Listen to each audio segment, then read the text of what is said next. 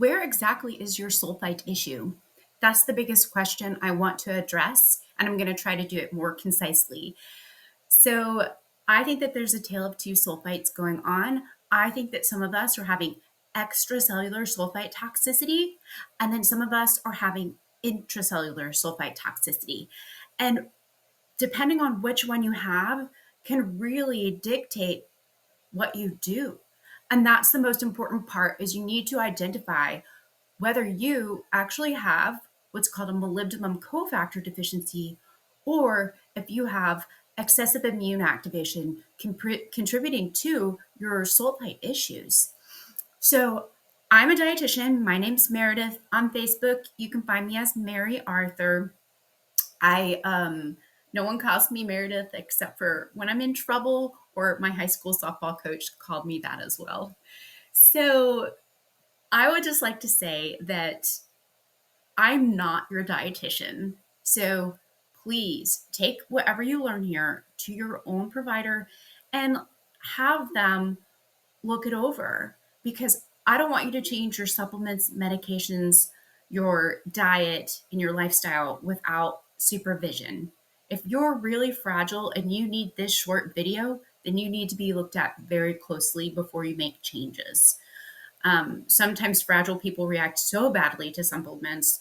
Some of them will message me and they'll help them work out what really happened. So that's kind of interesting and fun to do an investigation. And it always helps someone else. So if you have a weird issue, feel free to message me. I can't be your official provider, but I could be your friend. If you've come across this video or someone shared it with you and you have no idea what molybdenum is, it's a mineral, a trace mineral in our diet. And the symbol for molybdenum is MO, okay? And taking molybdenum may be your only issue. You might be deficient in molybdenum, but you could instead be struggling with molybdenum cofactor, which is something that has to be made by the human body, and it's a multi-step process. So just taking molybdenum doesn't always solve an individual's sulfur metabolism issues. And the reason why they say molybdenum will help somebody who is struggling with sulfur sensitivity, which I believe is sulfite sensitivity, is because molybdenum is used for 5 enzymes in the human body: xanthine oxidase, xanthine dehydrogenase, aldehyde oxidase, sulfite oxidase, and MARC. And sulfite oxidase is the enzyme that converts sulfite to sulfate. And without that enzyme, you can have a buildup of sulfite inside of your cells. And specifically, it could be that you have sulfite building up in your cytosol and in your mitochondria. But not everyone who has sulfur or sulfite issues are experiencing this cellular sulfite toxicity. And there is one test that can tell you what group you're in. Are you in the extracellular sulfite toxicity group, or are you in the intracellular sulfite toxicity group? So this is a diagram of how you assemble the sulfite oxidase enzyme. This long squiggly line is a sulfite oxidase enzyme, but it's the pre-sulfite oxidase enzyme, and it comes from your ribosomes, and your DNA tells you to make this. So you could have a genetic problem with making the pre-sulfite oxidase enzyme, and then your body will add MoCo. So you could have a genetic problem with making MoCo. There are late onset versions of molybdenum cofactor deficiency, sulfite oxidase deficiency, but I think also you can have an acquired deficiency. And that means you don't have all the substances in place to be able to make MoCo and harness that molybdenum. So your body will assemble this enzyme inside of the intermembrane space where it does its work. And its work is to prevent mitochondrial sulfite toxicity. And my friend Sergey was the one who pointed this out to me when we were chatting in Messenger one day. And my mind was blown because it just brought into clarity. I was like, whoa, no, this is super important, because what if your sulfite toxicity is not inside of your cell? The sulfite that I'm going to show you can happen in the blood would have to get all the way to the mitochondria to be detoxified. So what the heck is it doing when it's not near the mitochondria? And that's what's disturbing, okay? And that's what you might be feeling.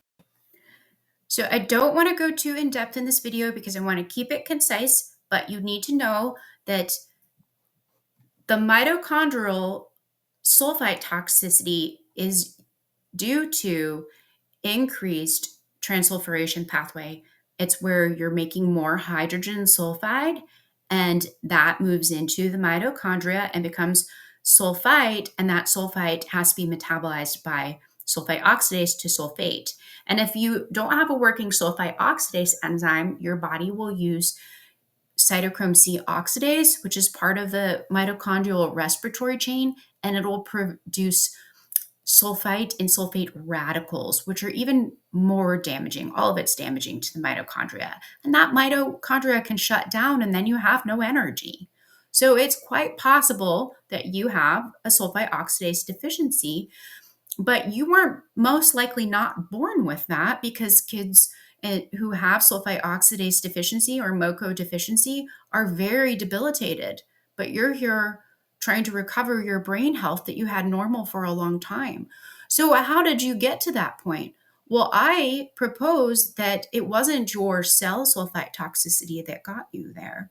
It was your extracellular sulfite toxicity that got you to the point where you weren't making enough of this sulfite oxidase enzyme.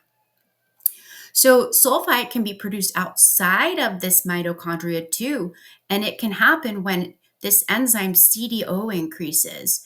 And CDO can increase the amount of this thing called cysteine sulfonic acid.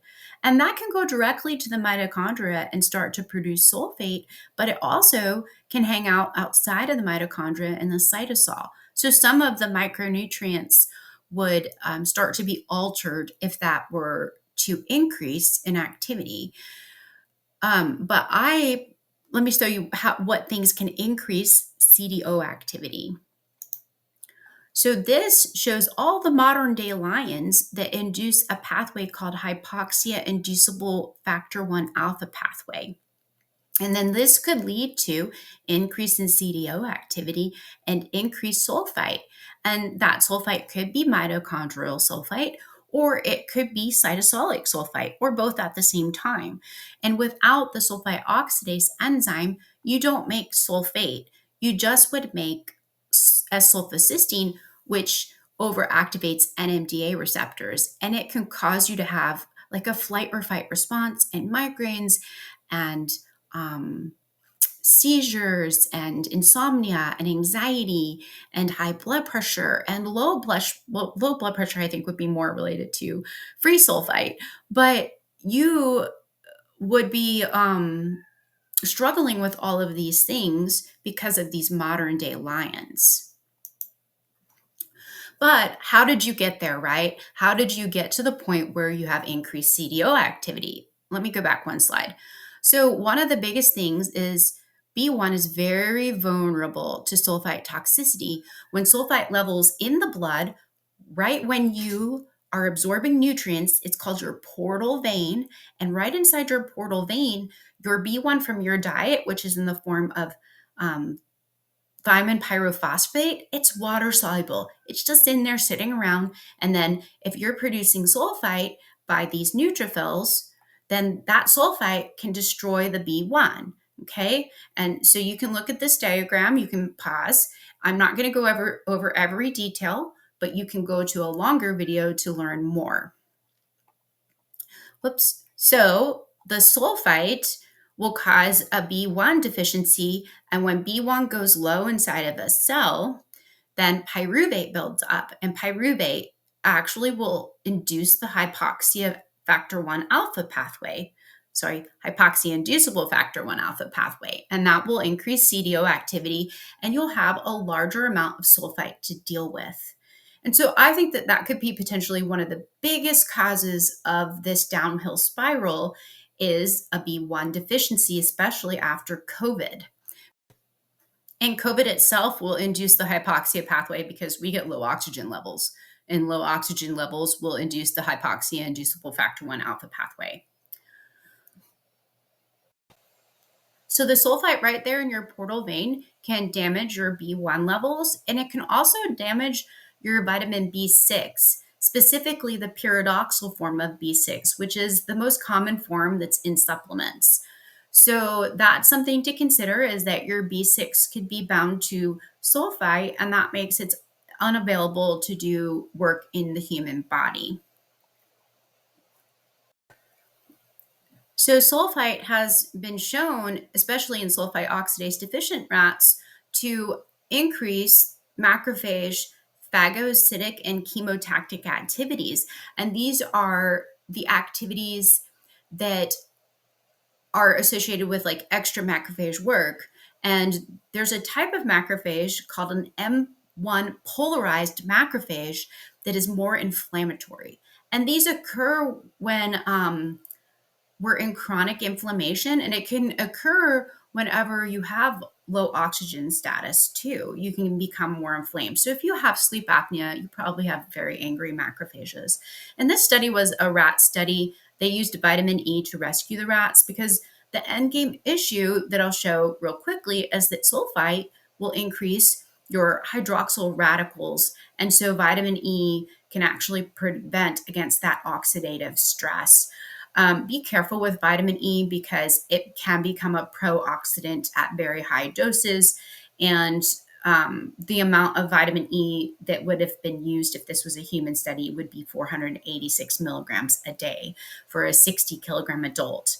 The UL in Europe is 300 milligrams per day. In the US, it's 1,000 milligrams. But again, talk with your provider because you could induce a pro-oxidant state if you take too much vitamin E. So here is a polarized macrophage, an M1 polarized macrophage. And I think likely what was happening to those the rats was that the sulfite was inducing this enzyme NOx, and that produces superoxide. And then M1 polarized macrophages, they have an increase in iNOS, and that produces nitric oxide. And those two things together become peroxynitrate. And then peroxynitrate, let's look at this diagram, same article, by the way, the involvement of nitric oxide in protecting against radical species and autoregulation. So normally nitric oxide is going to stop lipid peroxides, but when you have too much superoxide, then it makes this peroxynitrate, which is the ONOO, and that is spontaneously protonated, which means it adds a hydrogen, molecular hydrogen to it. And then that will become a hydroxyl radical and a nitrate radical. And so this activation, remember I had told you that sulfite activates NADPH oxidase, or the NOx enzyme, and that sulfite could be coming from your neutrophils, and it's passing along the sulfite to the macrophages. They're being triggered, their NOx is being triggered, and then it's making all of this oxidative stress.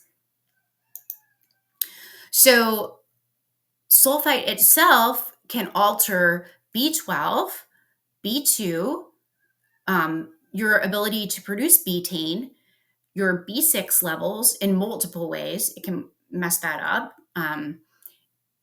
And you can go to the other videos to learn more about that. It can reduce your glutathione levels. It can cause high S-sulfocysteine if it exceeds the capacity of your body to deal with it. Let's say you have an actual sulfite oxidase enzyme deficiency. And it can destroy thiamine to the point where you don't have any in your body, because thiamine floats around in your blood freely. And if your neutrophils are making lots of sulfite, you're going to have a B1 deficiency. Okay, so you can see that the neutrophils are definitely a source of sulfite, and it can lead to loss of all of those vitamins and nutrients on the previous page.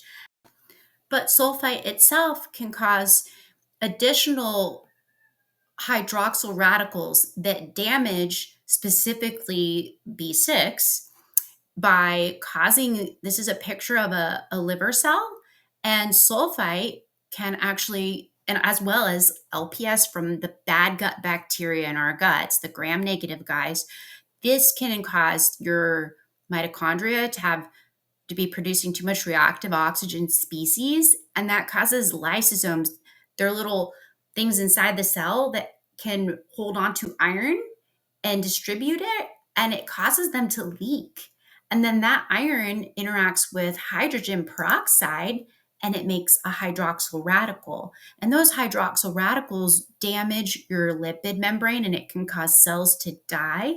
And then also, those hydroxyl radicals can be quenched by vitamin B6, and your B6 levels in your cells go down.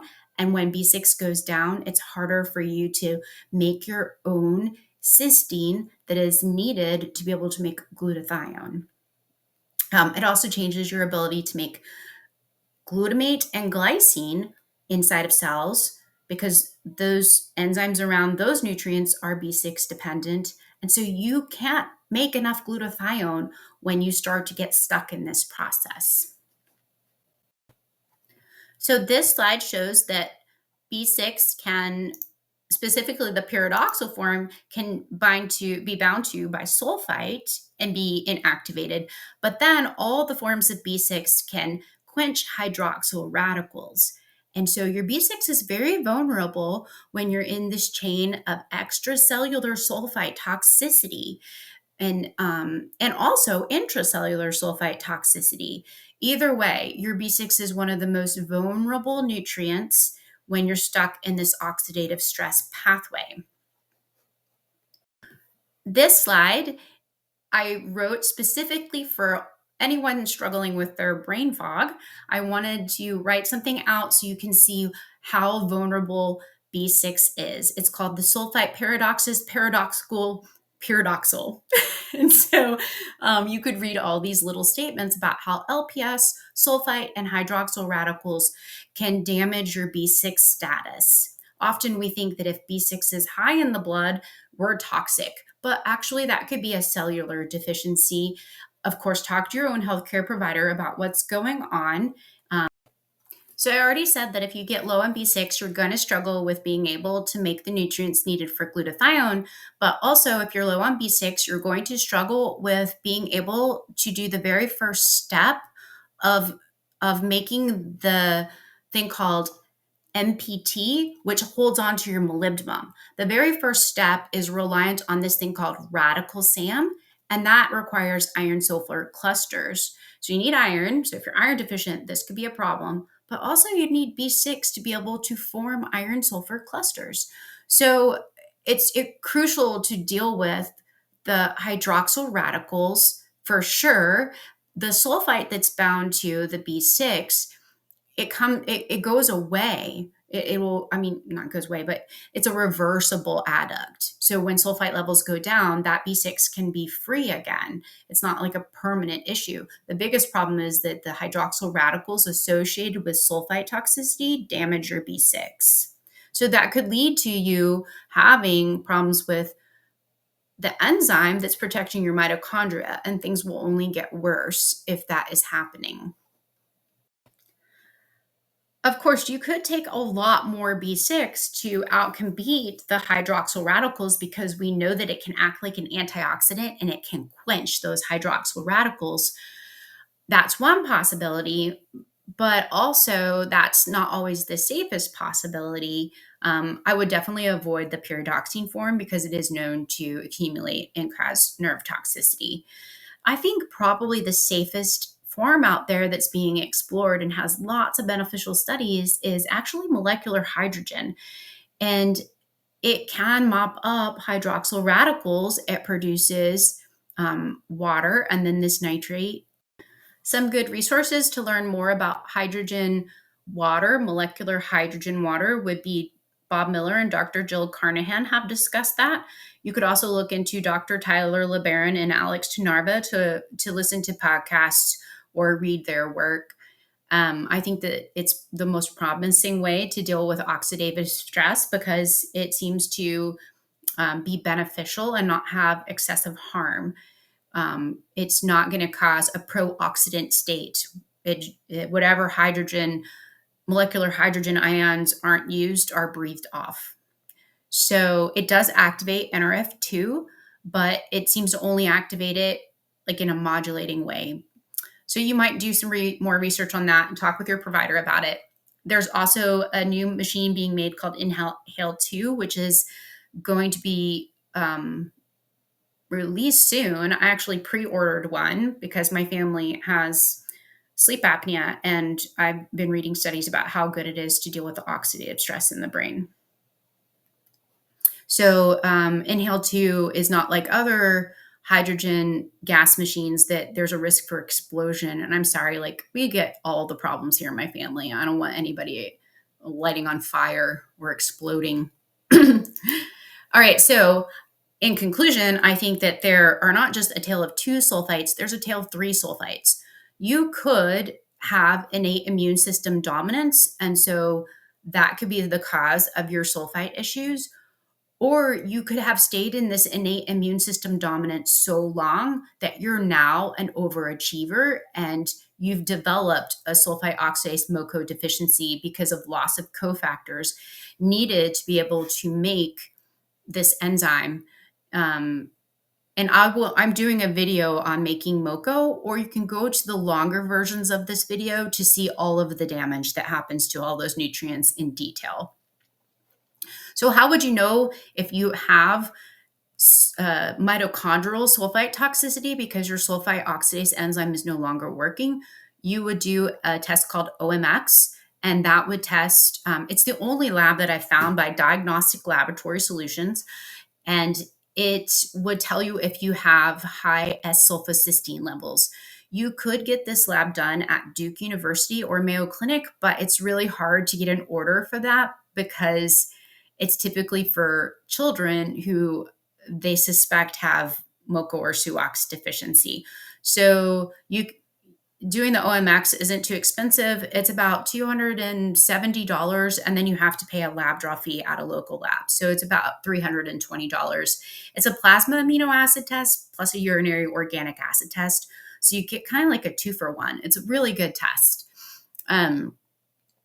So if you have any of these issues, with whether you have a MoCo deficiency, sulfite oxidase deficiency, or it's your immune system, you're going to react to sulfur foods. So the definitive answer to see where you are is, do you have high S-sulfocysteine? And the reason why that's important is because if you do not have a molybdenum cofactor deficiency driving your sulfite toxicity symptoms, then adding excess amount of molybdenum could be detrimental, because one of the things that fuels neutrophil production of sulfite is hydrogen sulfide. And adding a ton of molybdenum to the gut can support the bacteria that make hydrogen sulfide.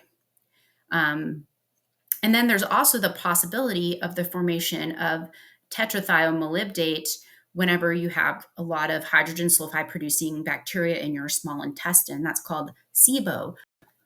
Then that tetrathiomolybdate can bind to copper and cause a copper deficiency, or even worse, in copper deficiency, copper is needed for superoxide dismutase that's in the extracellular space, and you will end up with more superoxide and more peroxynitrate and more hydroxyl radicals. So I think it's super important to figure out if you do need high dose molybdenum or not, and that would be determined by if you have high levels of S-sulfocysteine. And just keep in mind that just taking molybdenum alone may not restore your molybdenum cofactor. It all depends on if you are doing all the steps for making MPT, which harnesses the molybdenum. And molybdenum is cytotoxic at high doses. In long-term, high-dose molybdenum supplement can damage the kidneys. And if you need more details on that, it is in the longer presentations. So specifically like the 2-hour one. And it does have chapters, so you could look through the chapters for that. So I hope this helps you. And I'm sorry if you're struggling right now. I'm sorry if you're having insomnia and tachycardia and POTS and all of the symptoms, or maybe you've progressed where you used to have POTS and now you have high blood pressure. And this could be the cause of it. It was definitely a contributor to my health issues. And like I said, it worsened after COVID. And I actually did have COVID, and you can see there's a tiny little bit of a red spot left in my eye, but my whole eye turns bloody before the onset of COVID. And it actually happened about 2 weeks ago. And I was like, oh no, I just sneezed. I just have allergies. But no. So technically, I was sneezing. So that was the onset of COVID, not right before, but it's right before I start to realize I have it. And look at my crappy eye. And that was just the beginning. It actually filled up the entire bottom part of my eye. It was bloody. And I looked like a zombie, and it was freaking my daughter out. And then all of my symptoms came back. I had been doing so well, and all my symptoms came back. So, including these little muscle fasciculations where it feels like popcorns going off in different muscles throughout the body. Very disturbing. It's really hard to fall asleep when you're laying there and your muscles are firing off. So, I think I'm going to recover super fast. I already feel a bit better. I can tell that my functional B6 deficiency came back because all of the nerve pain came back. And let me tell you, there is nothing like going back into that state because you feel like you're not going to get out of it. You will. You will. You just need to know what's really going on. So maybe this is it. And I want you to come to the support group if you need our help. Don't lose hope. You can get out of this. And love to you all.